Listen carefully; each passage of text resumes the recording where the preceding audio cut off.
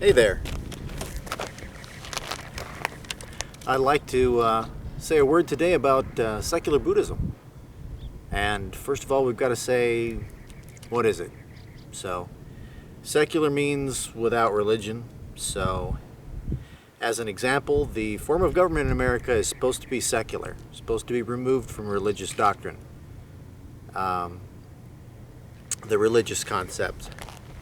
So, there is secular politics, there is secular religion. So, secular religion is divorced from religion. So, secular Buddhism, for example, would be Buddhism separated from doctrine, strictly doctrine, that is.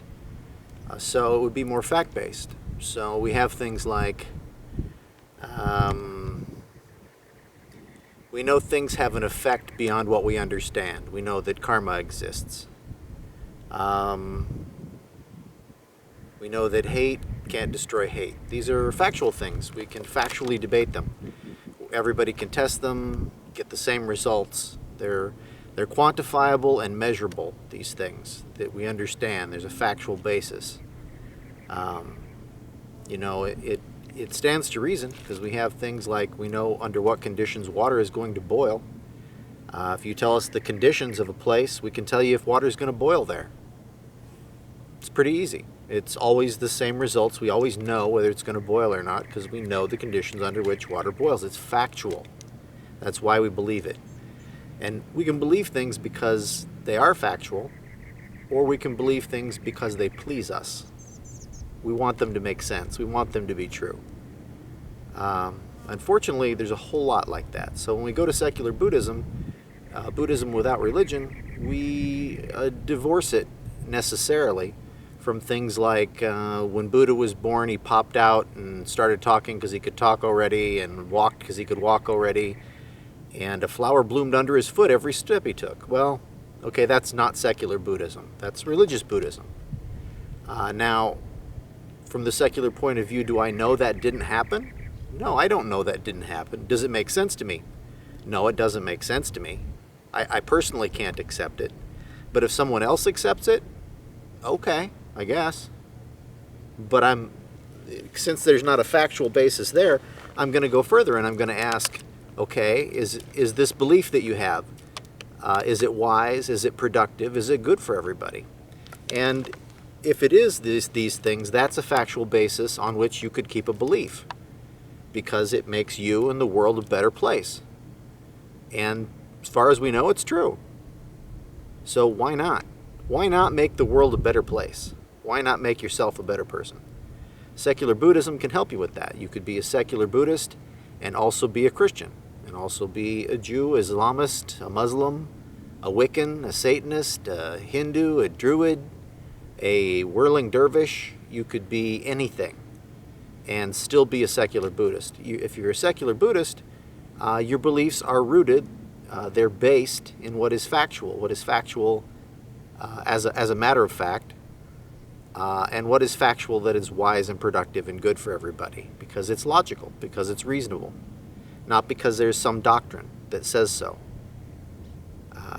So it would be a doctrine of no doctrine would be secular Buddhism, to put it in a way that maybe most people would understand it. And we see this in other religions too. Christianity, historically there have been many people that believe that maybe Jesus was or wasn't a person, that it doesn't even matter whether he existed or not, because the stories are instructive. The stories are meant to illustrate points. So it doesn't matter whether they're true or not. And the story of the crucifixion, that it doesn't matter whether it really happened to a real person or not. Maybe it's a metaphor. Maybe it's only a metaphor. And that's all it ever was. And is it useful that way? Separated from religion, is it useful that way? Absolutely, it's freaking useful that way. Absolutely. And when we look at secular Buddhism, we see it's absolutely useful. And we see that it can embrace within it the beliefs of all the world's religions. So like I said, you're a secular Christian, you're a secular Buddhist. You can be a secular Buddhist and be a Christian, which probably would be, secular Christianity, but it didn't have to be. Maybe you believe that absolutely for a fact that Jesus walked on water and magically multiplied fishes, turned water into wine, like instantly, like magically. Okay, you believe that stuff. What's the effect of it? What is it conductive to? What is it causing? What is it connected to? Is it wise? Is it productive? Is it good for everyone? Well, if it passes the 3 tests, abide in it, believe it. If it doesn't, give it up. Distance yourself from it. So, at that point, it doesn't matter, once again, if it's true or not. It's academic at that point. Why wouldn't you want the world to be a better place? So secular Buddhism is all-inclusive, just like it is in government. That's a good example in government. A government in a place like India, because they have a longer history than the United States, that's why I mention it. The government of India could never exist if it weren't for secularism. Secular government. Different religions always try to take over the government in India, but they can't. They can't pronounce it a religion and then legislate religion. That's not how it works. Not how it's going to work in a society that can get along, that can move forward. And India historically is that kind of society, of course.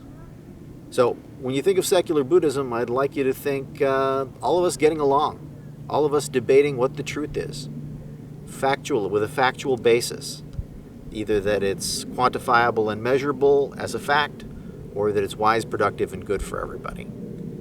Because that's logical. It makes sense. That is a secular concept.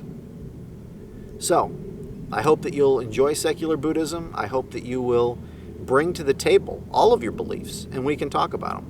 We can talk about them in the light of secular Buddhism. Just truth, universal truth. Why should we believe something is true?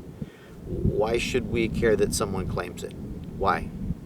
There should be some reason. I mean, if it can be asserted without any kind of an evidence, such as I mentioned, then it can certainly be dismissed without any sort of evidence. All right, well, this is R.A. Manard.